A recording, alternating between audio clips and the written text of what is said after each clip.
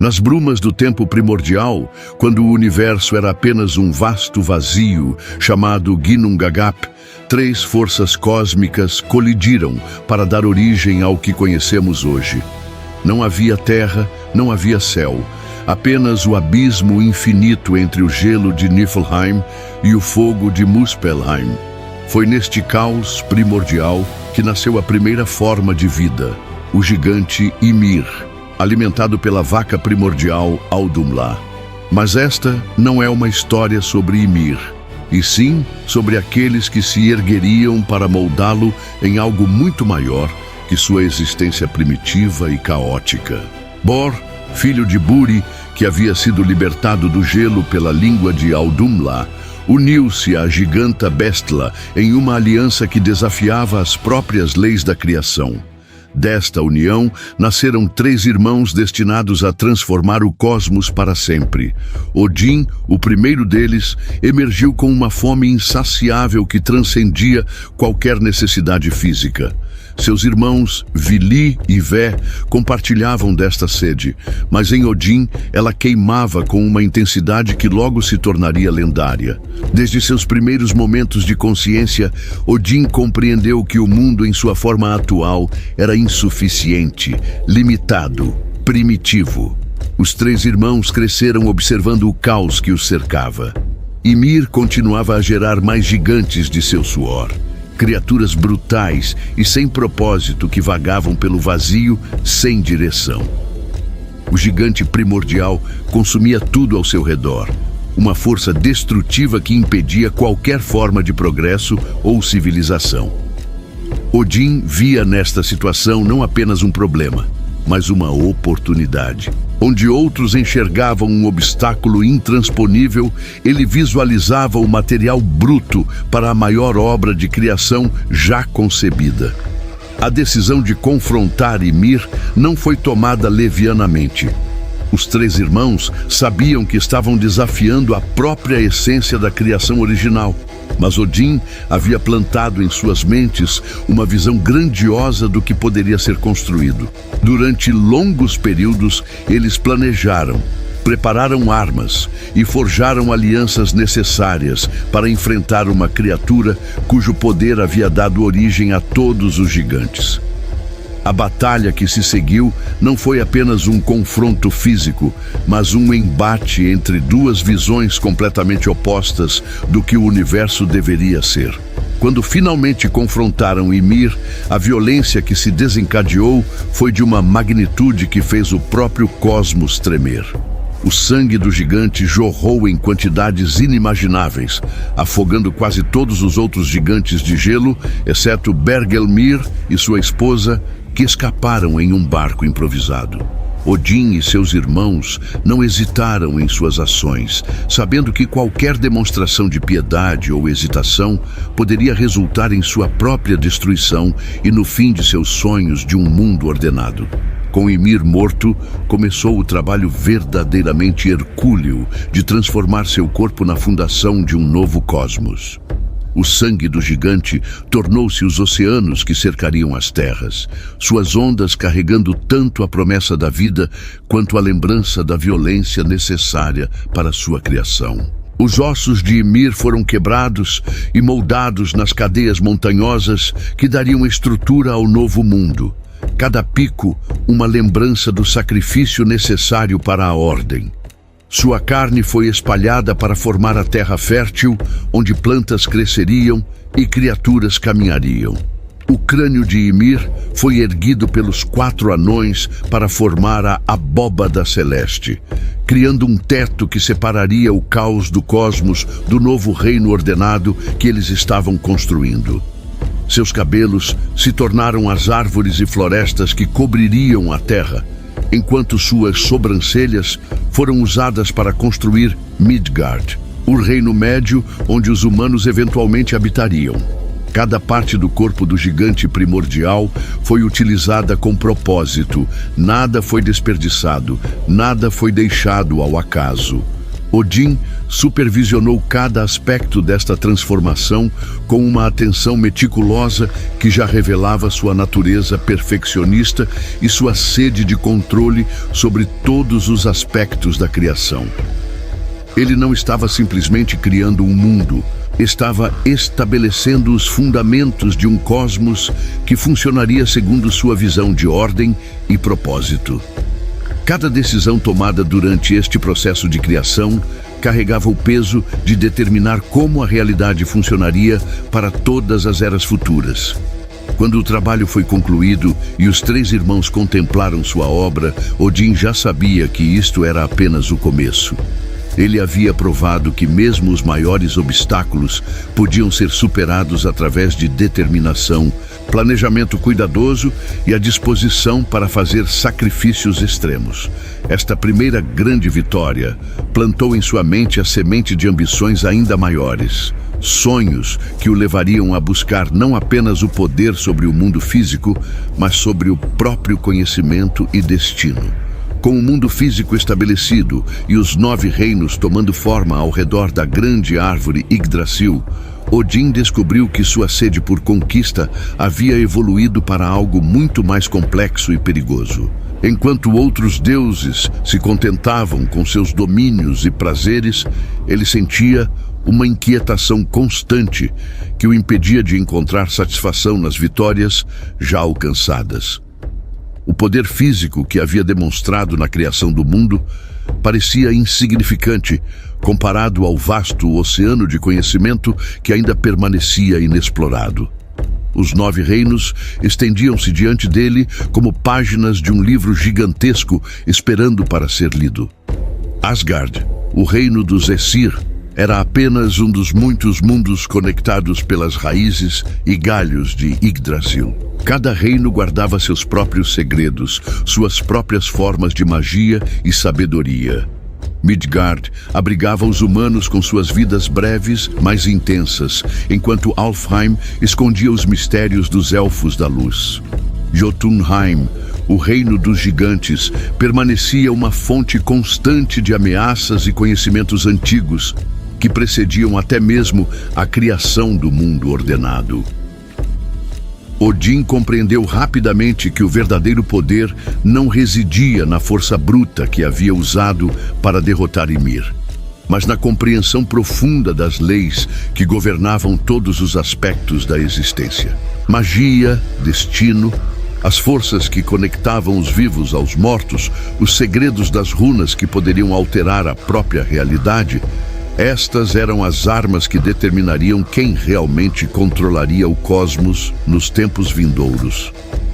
Enquanto outros deuses se divertiam em banquetes ou competições de força, Odin começou a planejar jornadas que o levariam aos cantos mais remotos e perigosos de todos os reinos. Suas primeiras expedições foram cuidadosamente planejadas para maximizar o aprendizado enquanto minimizavam os riscos desnecessários.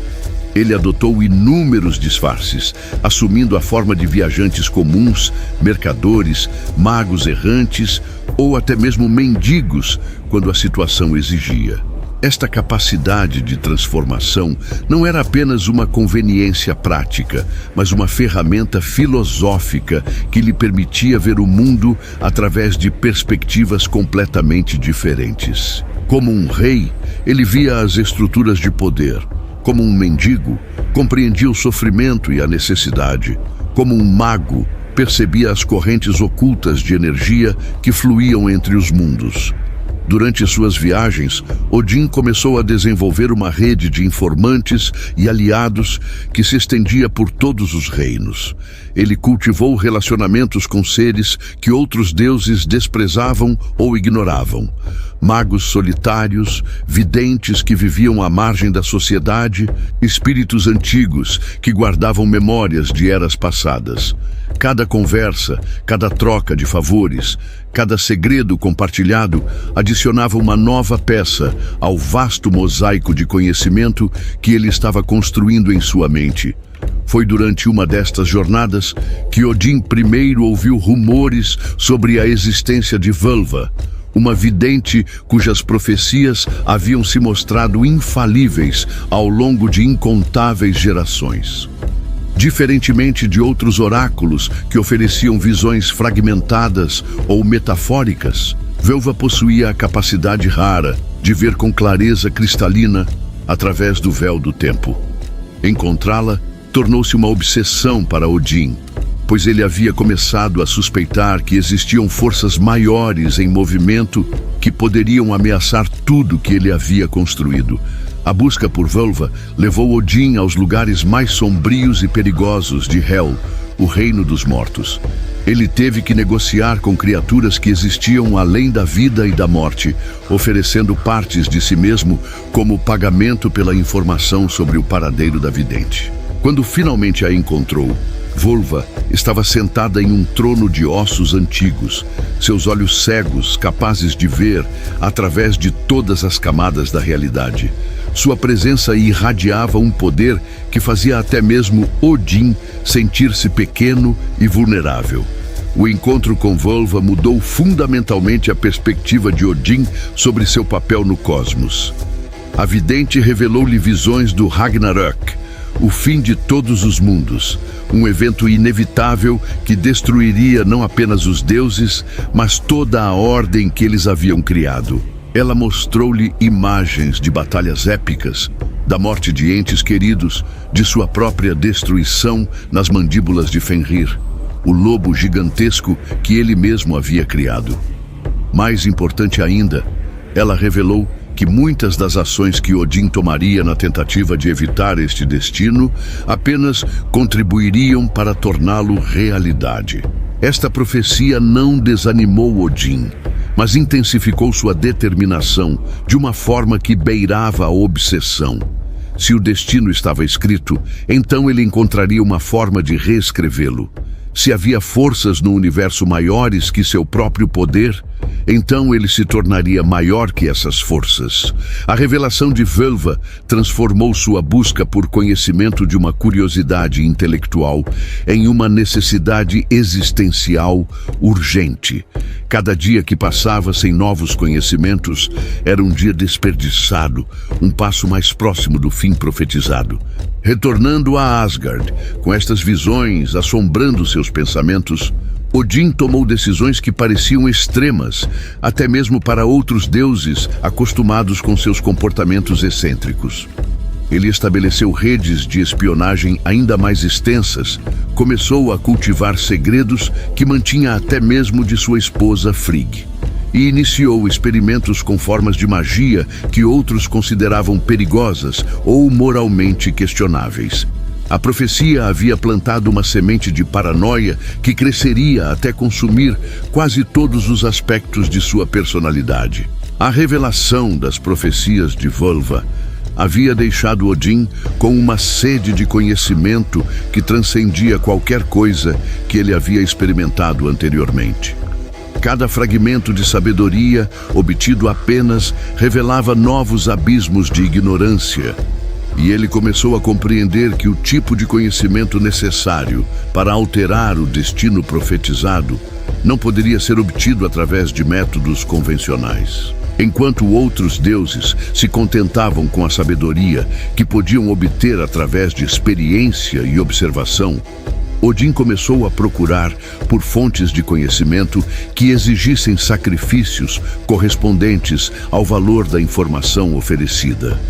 Foi assim que ele soube da existência do Poço da Sabedoria, uma fonte mítica localizada nas profundezas de Jotunheim, guardada pela cabeça decepada de Mimir, o ser mais sábio que já havia existido. Mimir havia sido executado pelos Vanir durante a guerra entre os deuses, mas sua cabeça havia sido preservada por Odin através de ervas mágicas e encantamentos poderosos. A cabeça agora residia ao lado do poço, suas águas conferindo a Mimir uma visão que se estendia através de todos os 9 reinos e através do próprio tecido do tempo. O poço em si era uma maravilha que desafiava a compreensão. Suas águas eram cristalinas como diamante, mas possuíam uma profundidade que parecia infinita. Quem olhasse diretamente para suas águas podia ver reflexos de eventos que ainda não haviam acontecido, fragmentos de conversas que ocorreriam em eras futuras, os rostos de pessoas que ainda não haviam nascido. O conhecimento contido no poço não era simplesmente informação, mas compreensão verdadeira das conexões ocultas que ligavam todas as coisas no cosmos. Mimir, mesmo em seu estado decapitado, permanecia uma figura imponente e respeitável. Sua sabedoria havia sido lendária mesmo antes de sua morte, e a experiência de existir entre a vida e a morte havia apenas ampliado sua perspectiva. Quando Odin finalmente chegou ao poço, Mimir o recebeu não com surpresa, mas com a resignação de alguém que já havia previsto esta visita há muito tempo. Ele conhecia os desejos de Odin, compreendia suas motivações e já havia considerado cuidadosamente qual preço seria apropriado para o conhecimento que o Rei dos Deuses procurava. A negociação entre os dois não foi uma barganha típica entre iguais, mas um ritual solene que reconhecia a magnitude do que estava sendo oferecido e exigido. Mimir explicou que o conhecimento contido no poço não era algo que pudesse ser simplesmente dado ou vendido. Ele tinha que ser ganho através de um sacrifício que demonstrasse não apenas o desejo de obtê-lo, mas a compreensão de seu verdadeiro valor. O preço não podia ser ouro, armas ou favores políticos. Estas eram moedas mundanas inadequadas para uma transação cósmica desta magnitude. O preço exigido por Mimir era um olho de Odin, não apenas como um objeto físico, mas como um símbolo de sua disposição para trocar uma forma de visão por outra. O olho físico permitia a Odin ver o mundo como ele era no presente momento, limitado pelas perspectivas da realidade física imediata. O conhecimento do poço lhe daria a capacidade de ver através do tempo e do espaço, de compreender as conexões ocultas entre eventos aparentemente não relacionados, de perceber padrões que se estendiam através de eras inteiras. Odin não hesitou diante desta exigência, embora compreendesse completamente suas implicações. Ele sabia que estava trocando uma parte fundamental de sua identidade física por algo intangível, mas infinitamente mais valioso. Com suas próprias mãos, ele arrancou seu olho direito, um ato de violência auto-infligida que causou uma dor que transcendia o físico e penetrava nas profundezas de sua alma. O sangue que jorrou de sua órbita vazia pingou no poço, misturando-se com suas águas sagradas e selando o pacto entre ele e Mimir. O momento em que Odin bebeu das águas do poço foi uma experiência que transformou fundamentalmente sua percepção da realidade. O conhecimento não chegou gradualmente ou em fragmentos organizados, mas como uma torrente avassaladora que ameaçou despedaçar sua sanidade. Ele viu simultaneamente o passado, presente e futuro de todos os 9 reinos, compreendeu as motivações ocultas por trás de ações aparentemente simples, percebeu as consequências de longo prazo de cada decisão tomada por cada ser consciente no cosmos. Mais importante ainda, ele obteve uma compreensão mais profunda das forças que levariam ao Ragnarök. Ele viu como suas próprias tentativas futuras de evitar o destino profetizado acabariam contribuindo para sua realização. Viu como a corrente Gleipnir, que ele usaria para prender Fenrir, seria exatamente o que transformaria o lobo em um inimigo implacável. Viu como sua paranoia crescente alienaria aliados potenciais e criaria as condições para a traição de Loki. Viu como cada sacrifício que faria em nome da sabedoria o levaria mais longe da paz que realmente desejava. Quando finalmente emergiu do transe causado pelas águas do poço, Odin havia se tornado uma figura fundamentalmente diferente. O olho que havia sacrificado deixou uma marca permanente em seu rosto, um símbolo visível da transformação que havia ocorrido em sua alma. Ele agora possuía conhecimentos que nenhum outro deus compartilhava, Mas esse conhecimento veio acompanhado de um isolamento crescente e uma melancolia que nunca mais o abandonaria completamente. O conhecimento obtido no Poço de Mimir havia revelado a Odin a existência de formas ainda mais profundas de sabedoria que permaneciam além de seu alcance. Entre todas as revelações que havia recebido, uma se destacava com particular urgência: a existência das runas, símbolos místicos que não eram simplesmente uma forma de escrita, mas manifestações físicas das leis fundamentais que governavam a realidade. As runas existiam antes da criação do mundo, inscritas nas próprias fibras de Yggdrasil, a árvore do mundo, esperando por alguém digno o suficiente para decifrá-las e compreender seus poderes. Yggdrasil não era simplesmente uma árvore gigantesca, mas o eixo central ao redor do qual toda a existência se organizava. Seus galhos se estendiam através dos 9 reinos, suas raízes penetravam nas fontes primordiais da criação, e seu tronco servia como conduíte para todas as formas de energia mágica que fluíam através do cosmos. A árvore existia simultaneamente em múltiplas dimensões, sendo ao mesmo tempo física e espiritual, temporal e eterna. Para alguém que desejasse compreender verdadeiramente as runas, não bastava simplesmente estudá-las, era necessário experimentar a mesma condição liminal que a própria árvore representava. Odin havia aprendido, através de suas pesquisas, que as runas só revelavam seus segredos para aqueles que haviam experimentado a fronteira entre vida e morte. Não uma morte simbólica ou metafórica, mas uma experiência genuína de mortalidade que transformava fundamentalmente a percepção do iniciado sobre a natureza da existência. Isto significava que ele precisaria se submeter a um ritual de autossacrifício que o levaria literalmente às portas da morte e o manteria nesse estado liminar tempo suficiente para que as runas reconhecessem sua dignidade e revelassem seus segredos. O ritual exigido era de uma brutalidade que daria pausa até mesmo aos mais determinados buscadores de conhecimento. Odin teria que se enforcar em um dos galhos de Yggdrasil, ferir-se com sua própria lança Gungnir e permanecer suspenso entre a vida e a morte por 9 dias e 9 noites completos. Durante este período, ele não poderia receber qualquer ajuda externa, não podia comer, beber ou receber conforto de qualquer forma. O ritual tinha que ser completamente solitário, uma jornada pessoal através do Vale da Morte que nenhuma outra pessoa poderia compartilhar ou facilitar. A preparação para este ritual consumiu semanas de planejamento meticuloso.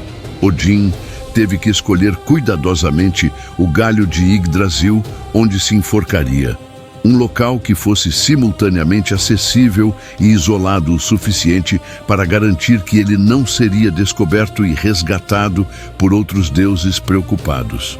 Ele teve que calcular a força exata da corda que usaria forte o suficiente para sustentar seu peso por 9 dias.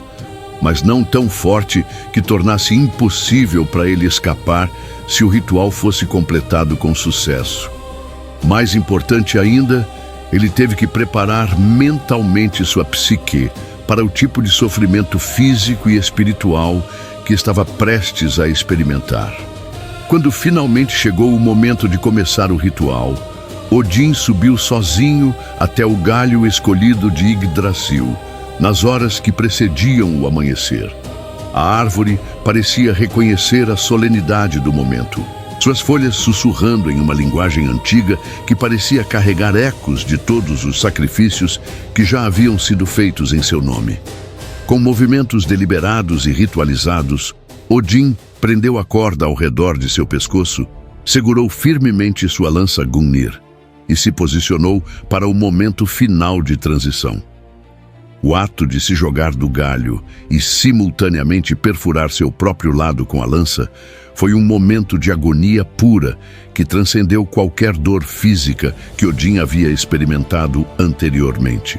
A corda cortou em sua garganta, restringindo sua respiração ao ponto onde cada inspiração se tornava uma batalha consciente pela vida. A ferida causada por Gungnir sangrava constantemente, drenando sua força física e tornando cada momento de consciência um esforço hercúleo. Mais torturante ainda era a fome e sede que cresciam constantemente, lembrando-o de sua mortalidade de formas que ele raramente havia considerado. Durante os primeiros 2 dias, a experiência foi dominada pela dor física e pelo instinto de sobrevivência que gritava para que ele encerrasse o ritual e se salvasse. Seus músculos gritavam de agonia por manter a mesma posição. Sua garganta queimava com cada respiração restrita e sua mente estava constantemente tentada a encontrar formas de racionalizar o abandono do ritual. Mas conforme sua força física diminuía, algo extraordinário começou a acontecer. Sua percepção espiritual começou a se expandir de formas que ele nunca havia imaginado possíveis. No 3º e 4º dias, Odin começou a experimentar visões que transcendiam qualquer coisa que ele havia visto, mesmo no poço de Mimir. Ele podia perceber as correntes de energia que fluíam através de Yggdrasil, ver os padrões de luz e sombra que dançavam entre as dimensões, ouvir as conversas de seres que existiam em planos de realidade completamente diferentes. Sua consciência individual começou a se dissolver e se mesclar com a consciência coletiva da própria árvore do mundo, permitindo-lhe experimentar a existência de uma perspectiva cósmica que poucos seres haviam conhecido. Foi no 7º dia que as runas finalmente começaram a se revelar. Inicialmente, apareciam como padrões de luz que dançavam na periferia de sua visão, símbolos que pareciam carregar significados mais profundos do que ele conseguia compreender completamente. Gradualmente, estes padrões se tornaram mais definidos, mais estáveis, até que ele podia ver claramente 24 símbolos distintos, cada um irradiando poder e possibilidade. As runas não eram simplesmente mostradas a ele, mas implantadas diretamente em sua consciência, tornando-se parte integral de seu ser. No 9º dia, quando sua força física estava quase completamente esgotada e sua consciência pendia por um fio fino entre a existência e o vazio, Odin finalmente compreendeu plenamente o significado das runas e como utilizá-las. Com este conhecimento, veio também a força para completar o ritual, cortando a corda que o suspendia e permitindo que seu corpo caísse para o chão. O impacto foi brutal, mas não mortal, e ele sabia que havia conseguido algo que mudaria fundamentalmente o equilíbrio de poder no cosmos. Com as runas agora fazendo parte integral de sua essência, Odin havia obtido poderes que transcendiam qualquer coisa que os outros deuses possuíam. Mas o conhecimento obtido através de seus sacrifícios extremos também havia revelado uma verdade inescapável. O Ragnarök não poderia ser evitado através de sabedoria ou magia sozinhas. A batalha final exigiria um exército de guerreiros tão dedicados e habilidosos que poderiam enfrentar as forças do caos, mesmo sabendo que a derrota era inevitável. Isto levou Odin a conceber um plano grandioso que transformaria fundamentalmente seu papel no cosmos, de Deus da sabedoria para general supremo na guerra, que determinaria o destino de toda a existência. O primeiro passo deste plano foi a criação de Valhalla, um salão magnífico que serviria não apenas como sua residência, mas como quartel-general para o maior exército que já havia sido reunido. Valhalla não foi construída com materiais comuns, mas forjada através de runas e magia de tal forma que existia parcialmente fora do fluxo normal do tempo. Isto permitia que servisse simultaneamente como local de treinamento, arsenal e refúgio para guerreiros que tecnicamente já estavam mortos. O salão possuía 540 portões, cada um amplo o suficiente para permitir que 800 guerreiros marchassem lado a lado, demonstrando a escala massiva das forças que Odin pretendia reunir. Para recrutar este exército dos mortos, Odin criou as Valquírias, seres femininos de poder e beleza extraordinários, cuja tarefa principal seria identificar e selecionar guerreiros dignos nos campos de batalha de Midgard. As Valquírias não eram simplesmente mensageiras da morte, mas juízas cósmicas, cuja avaliação determinava quais almas eram dignas de se juntar ao exército de Odin e quais seriam enviadas para outros destinos após a morte. Cada valquíria possuía habilidades únicas de combate e percepção, permitindo-lhes avaliar não apenas a coragem e habilidade marcial de um guerreiro, mas também sua lealdade, determinação e potencial para crescimento adicional. O processo de seleção desenvolvido pelas Valquírias era rigorosamente meritocrático, mas baseado em critérios que iam muito além da simples competência em batalha. Elas procuravam guerreiros que demonstrassem não apenas bravura diante da morte, mas a capacidade de inspirar outros, de manter disciplina sob pressão extrema e de continuar lutando mesmo quando a vitória parecia impossível. Mais importante ainda, elas identificavam homens que possuíam a qualidade rara de aceitar seu destino com dignidade, mesmo quando esse destino envolvia sacrifício supremo em nome de um bem maior. Os guerreiros escolhidos, conhecidos como Einherjar, descobriam que a morte havia sido apenas uma transição para uma forma de existência mais intensa e propositiva. Em Valhalla, eles passavam seus dias em treinamento constante, engajando-se em batalhas simuladas que testavam e desenvolviam suas habilidades, além dos limites que haviam conhecido em vida.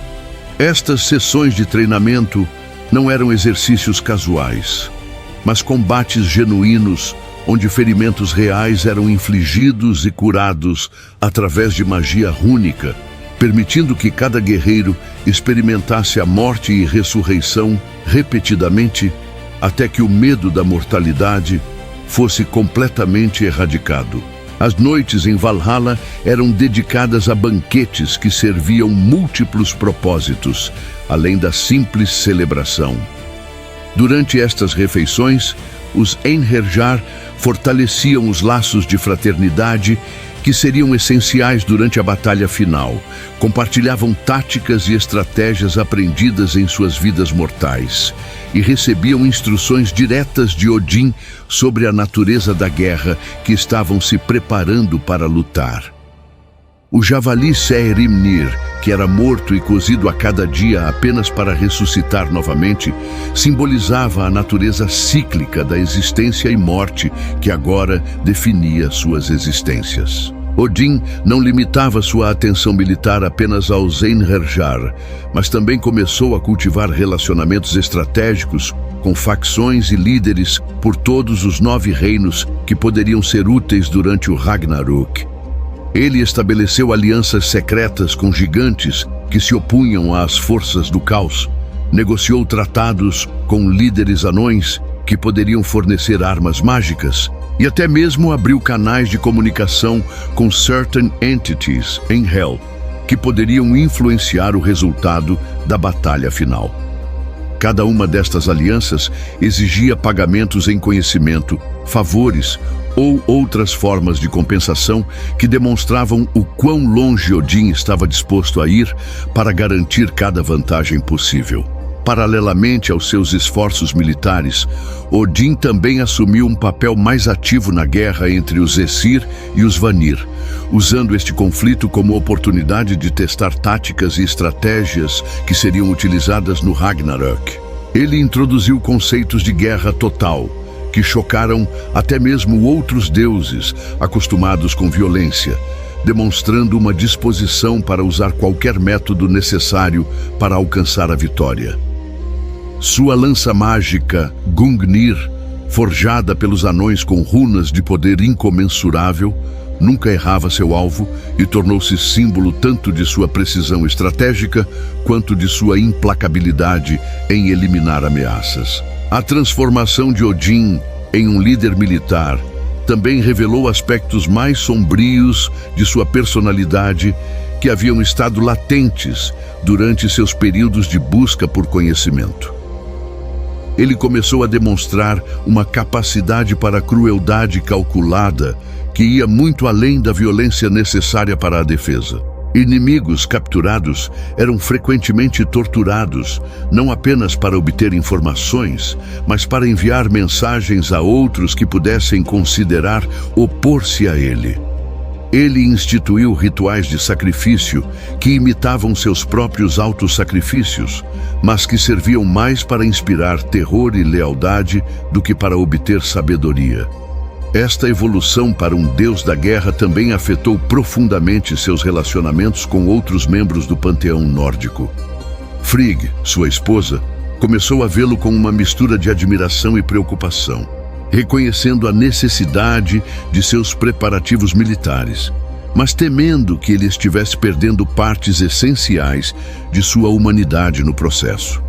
Seus filhos, particularmente Thor, começaram a questionar se os métodos que ele estava empregando eram verdadeiramente justificados, mesmo considerando a magnitude da ameaça que o Ragnarök representava. O ódio crescente de Odin pelos gigantes também se intensificou durante este período, evoluindo de uma antipatia estratégica para uma aversão visceral que influenciava cada aspecto de sua tomada de decisões. Ele via nos gigantes não apenas inimigos a serem derrotados, mas representações físicas do caos primordial que ele havia trabalhado tão duramente para subjugar. Cada vitória contra eles era simultaneamente uma vitória militar e uma afirmação da superioridade da ordem sobre o caos, da civilização sobre a barbárie primitiva. A transformação de Odin em um deus da guerra havia despertado aspectos de sua personalidade que permaneciam adormecidos durante seus períodos de contemplação e busca por sabedoria. A violência que havia usado para criar o mundo a partir do corpo de Ymir, inicialmente justificada como necessária para o estabelecimento da ordem cósmica, havia se tornado um padrão de comportamento que permeava todos os aspectos de sua existência.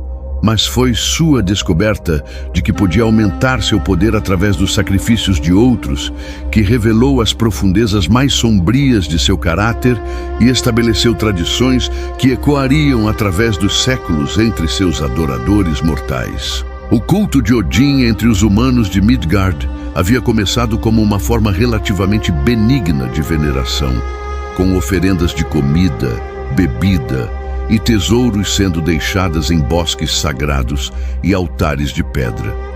Mas conforme Odin descobriu que podia absorver não apenas a devoção, mas também a força vital daqueles que se sacrificavam em seu nome, estas práticas evoluíram para rituais muito mais sinistros.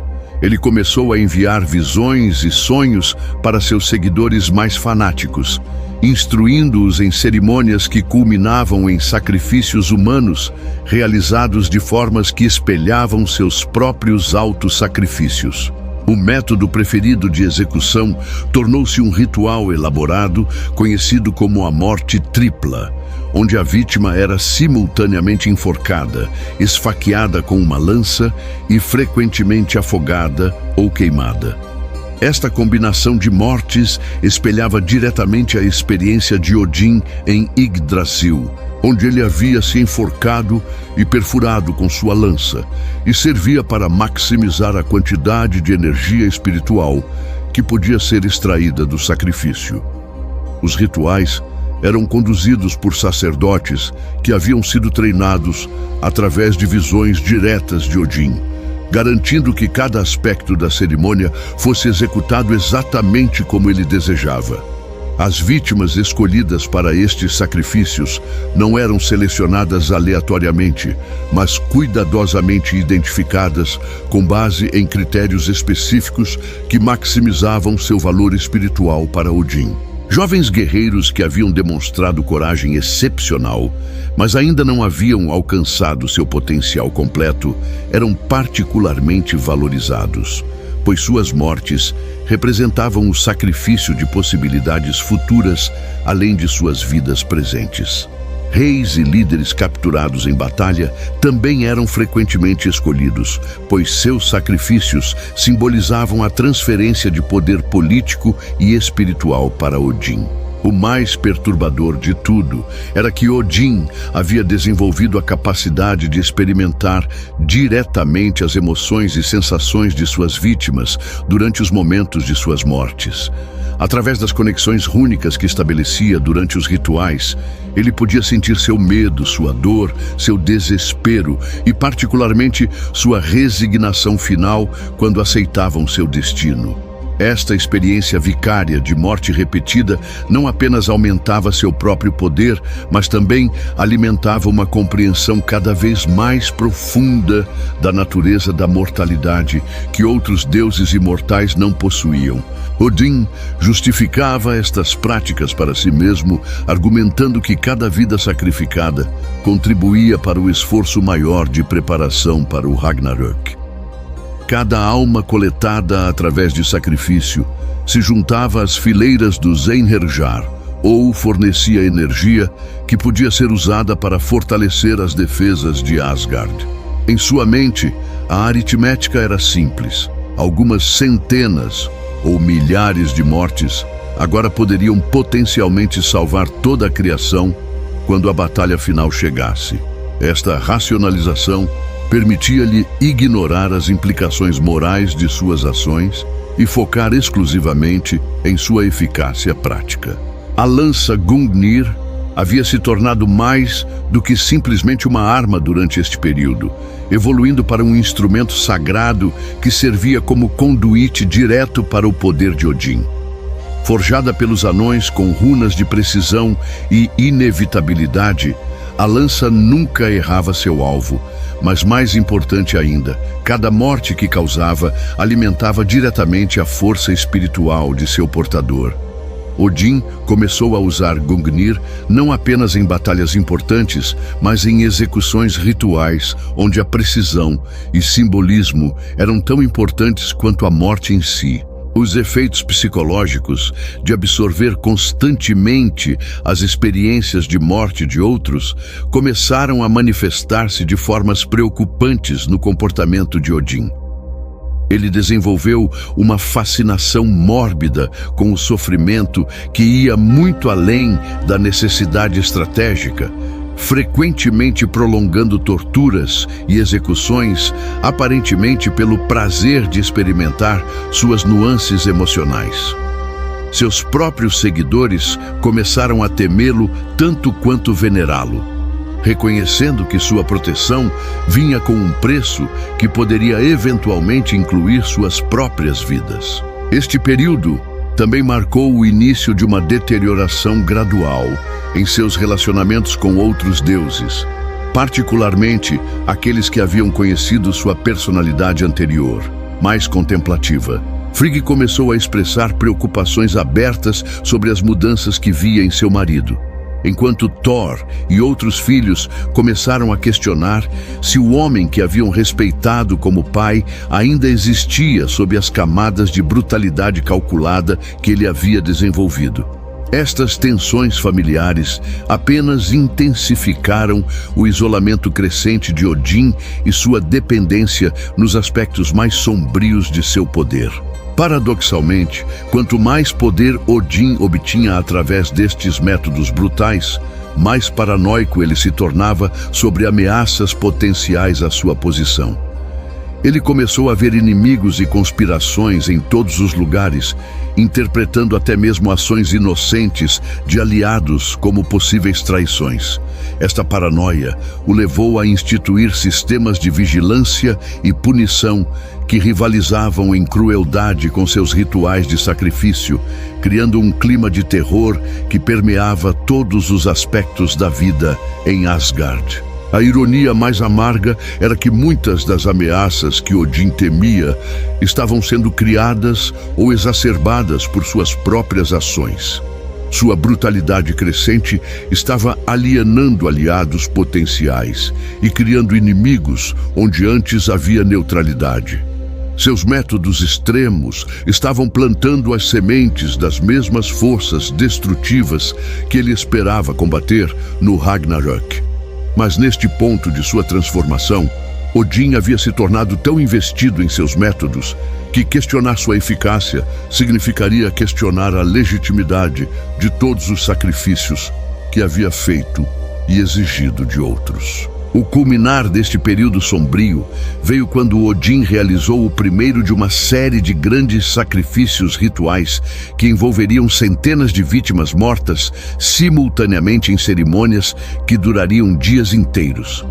Estes eventos, conhecidos como Blots massivos, representavam o pico de seu poder baseado em sacrifício, mas também marcaram o ponto onde ele havia se afastado tão completamente de sua natureza original que até mesmo ele às vezes não reconhecia a criatura em que havia se transformado. O poder acumulado através de décadas de sacrifícios e estratégias militares havia transformado Odin no ser mais poderoso do cosmos nórdico. Mas, paradoxalmente, também havia intensificado sua obsessão com a única ameaça que todo o seu poder parecia incapaz de neutralizar: a profecia de sua própria morte durante o Ragnarök. As visões de Völva haviam se tornado mais vívidas e detalhadas conforme ele crescia em poder, como se sua capacidade expandida de perceber a realidade também tivesse amplificado sua habilidade de ver seu próprio fim. A imagem de Fenrir, o lobo gigantesco, devorando-o na batalha final, havia se tornado uma obsessão que consumia seus pensamentos tanto acordado quanto em seus raros momentos de sono. Fenrir não era um inimigo estranho, mas seu próprio neto, filho de Loki e da giganta Angrboda. Odin havia inicialmente tentado criar o jovem lobo em Asgard, esperando que a influência benevolente dos deuses pudesse moldar sua natureza e talvez até mesmo transformá-lo em um aliado. Mas conforme Fenrir crescia a uma velocidade alarmante, tornando-se maior e mais poderoso a cada dia, as visões proféticas de Odin tornaram-se mais específicas e aterrorizantes. Ele podia ver não apenas sua própria morte nas mandíbulas do lobo, mas também a destruição que Fenrir causaria aos outros deuses antes de confrontá-lo. A decisão de acorrentar Fenrir não foi tomada levianamente, mas representou um ponto de ruptura fundamental na psicologia de Odin. Pela primeira vez em sua longa existência, ele estava agindo não com base em estratégia calculada ou busca por conhecimento, mas puramente por medo. O mesmo ser que havia sacrificado seu olho pela sabedoria, que havia se enforcado por 9 dias para obter as runas, que havia enfrentado gigantes primordiais sem hesitação, agora tremia diante da possibilidade de sua própria mortalidade. O processo de enganar Fenrir para aceitar as correntes foi uma obra-prima de manipulação psicológica que demonstrou tanto a inteligência de Odin quanto a profundidade de sua paranoia. Ele apresentou o acorrentamento como um teste de força, um jogo amigável entre familiares que determinaria quão poderoso o jovem lobo havia se tornado. Para tornar o desafio mais atraente, Odin ofereceu apostar sua própria mão como garantia de que as correntes poderiam ser facilmente quebradas se Fenrir descobrisse que eram muito fracas. Gleipnir, a corrente forjada pelos anões especificamente para prender Fenrir, era uma obra-prima de engenharia mágica que incorporava elementos impossíveis: o som dos passos de um gato, a barba de uma mulher, as raízes de uma montanha, os tendões de um urso, a respiração de um peixe e o cuspe de um pássaro. Estas substâncias paradoxais davam à corrente propriedades que transcendiam as leis físicas normais, tornando-a simultaneamente mais fina que seda e mais forte que qualquer material conhecido. O próprio processo de sua criação havia exigido que Odin oferecesse pagamentos substanciais aos anões, incluindo conhecimentos rúnicos que ele havia guardado ciosamente por séculos. Quando Fenrir foi finalmente acorrentado e descobriu que não podia se libertar, Sua transformação de aliado potencial em inimigo implacável foi instantânea e completa. O lobo havia confiado em Odin como figura paterna e mentor, e a traição que representava o acorrentamento destruiu não apenas essa relação, mas também qualquer possibilidade de reconciliação futura.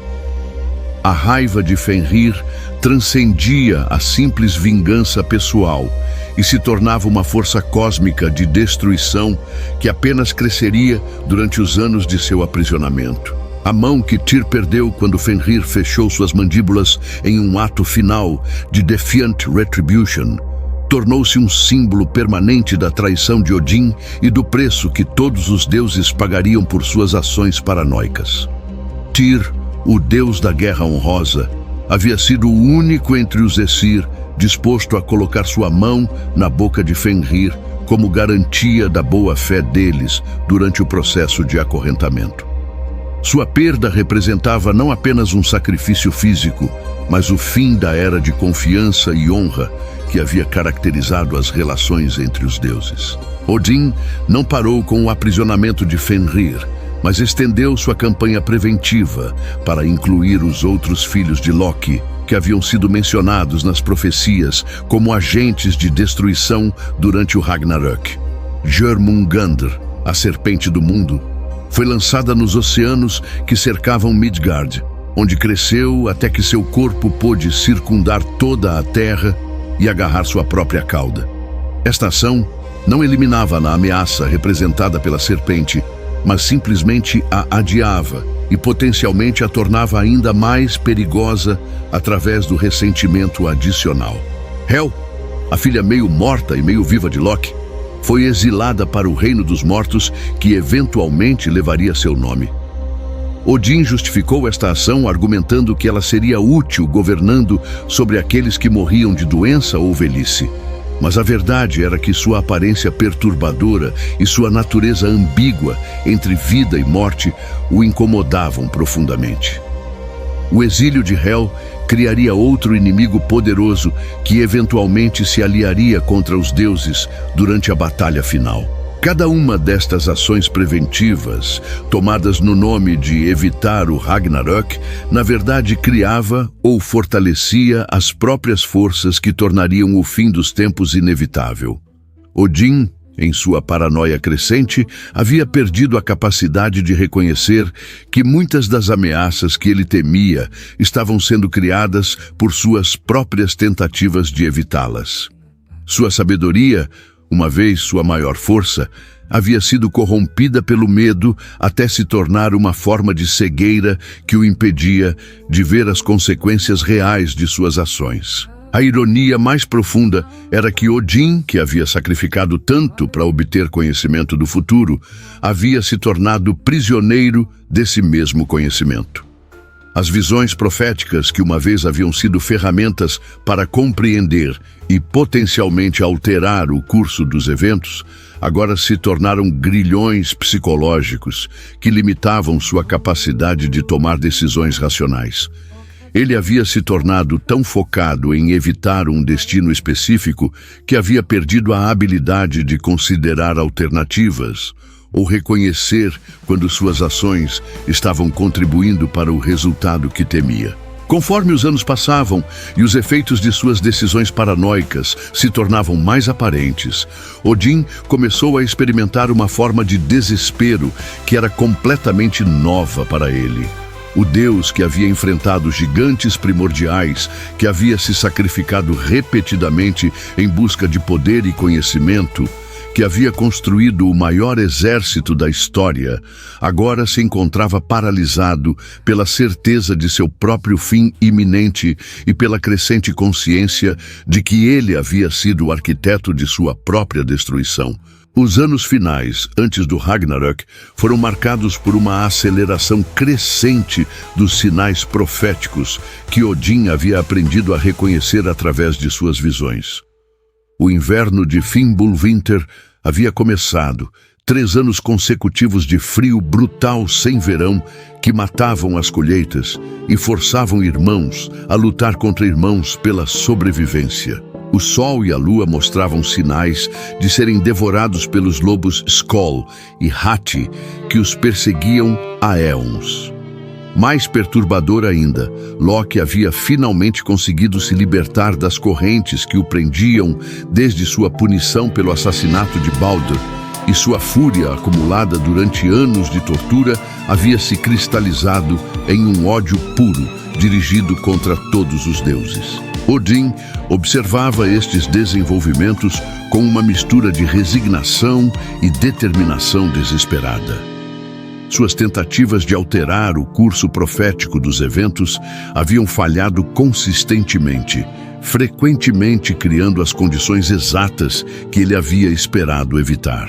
Fenrir permanecia acorrentado, mas seu ódio havia crescido até se tornar uma força cósmica de destruição. Jormungandr havia se tornado tão massiva que seus movimentos causavam maremotos que devastavam as costas de todos os 9 reinos. Loki, uma vez seu irmão de sangue e companheiro mais próximo, agora liderava ativamente as forças que buscariam destruir Asgard. A convocação final dos Einherjar foi um evento que ecoou através de todos os 9 reinos. As 540 portas de Valhalla se abriram simultaneamente e 800 guerreiros por porta marcharam em formação perfeita para se encontrar com seu destino. Estes não eram mais os homens que haviam morrido em combate em Midgard, mas soldados transformados através de anos de treinamento intensivo em uma força militar que transcendia qualquer coisa que havia existido antes. Seus equipamentos haviam sido forjados com runas de poder, suas mentes haviam sido endurecidas através de repetidas experiências de morte e ressurreição, e sua lealdade a Odin havia sido testada e refinada até se tornar absolutamente inquestionável. Odin conduziu pessoalmente seu exército através da ponte Bifrost para a planície de Vigrid, onde as forças do caos já estavam se reunindo. O exército inimigo era uma visão que teria enlouquecido observadores menores. Gigantes do fogo de Muspelheim, liderados por Surtr com sua espada flamejante, gigantes de gelo de Jotunheim, buscando vingança por séculos de opressão, e mortos desonrosos de Hel, liderados pela própria Hel, em aliança com seu pai Loki. No centro desta força estava Fenrir, finalmente libertado de Gleipnir e crescido até uma enormidade que fazia a terra tremer com cada um de seus passos. A batalha que se seguiu foi um conflito que transcendeu qualquer conceito humano de guerra. Não era simplesmente um confronto entre exércitos, mas uma colisão entre forças fundamentais do cosmos, que havia sido inevitável desde o momento da criação. Odin lutou com uma ferocidade que combinava décadas de preparação militar com o desespero de quem sabia que estava enfrentando seu fim profético.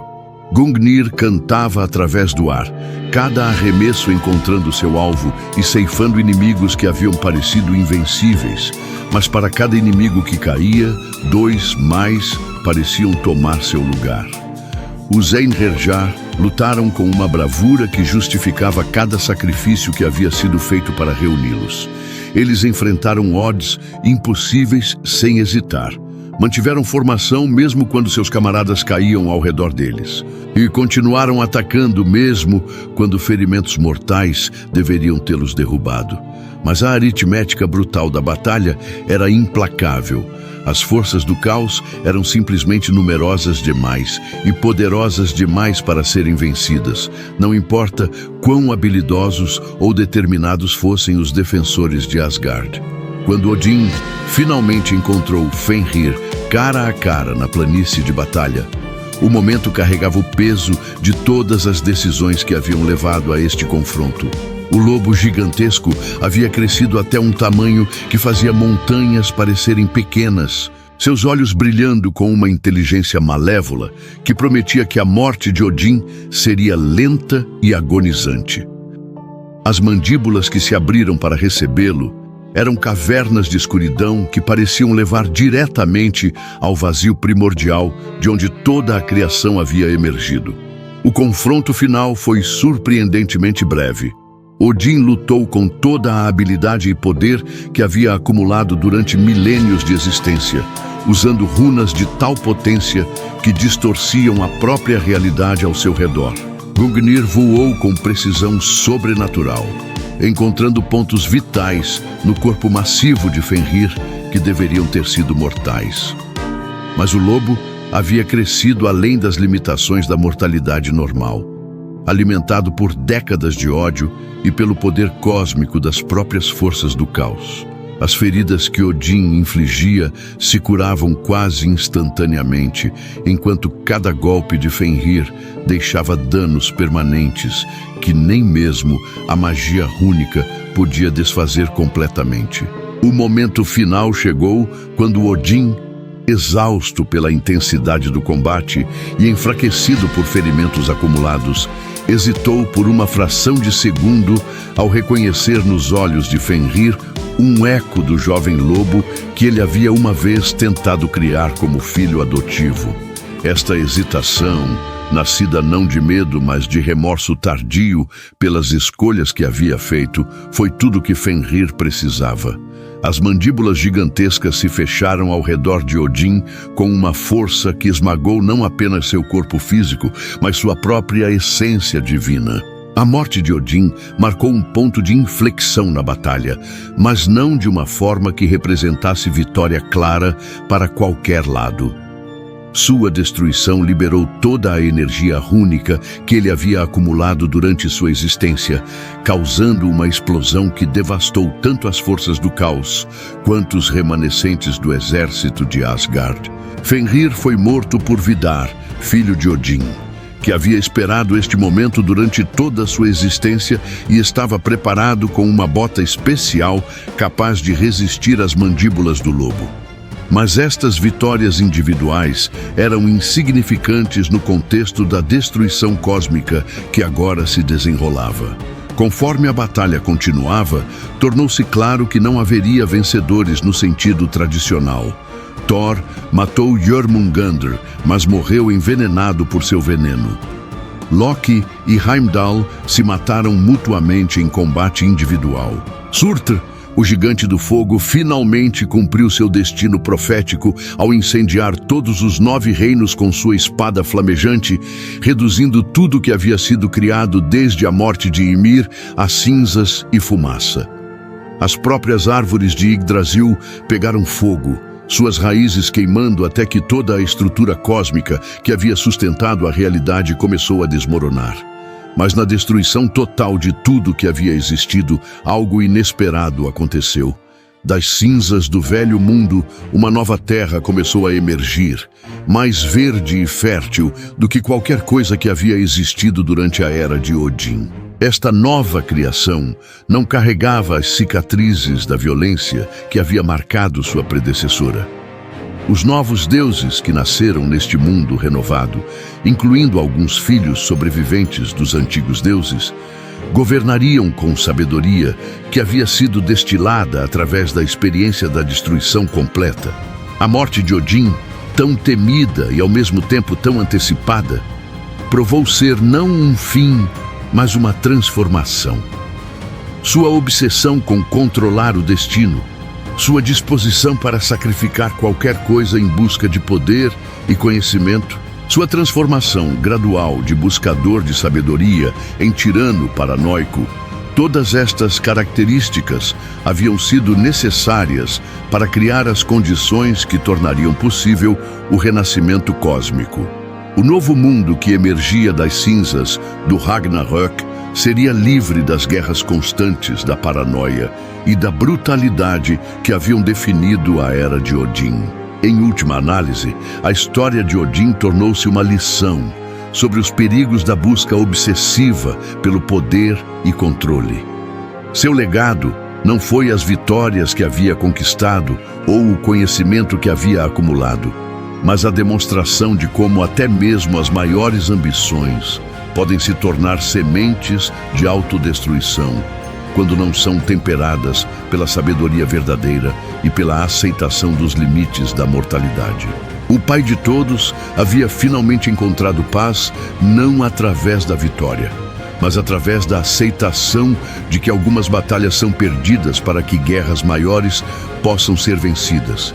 E que às vezes o maior sacrifício é aceitar que nosso papel na história cósmica pode ser plantar as sementes de algo melhor do que nós mesmos poderíamos criar. Se você gostou dessa história, se inscreva no canal, curta e deixe seu comentário. Esse é o canal Imperadores. Até a próxima. Whispers in the air, moonlight, silence, stir, heartbeat, subtle drum, night has just begun.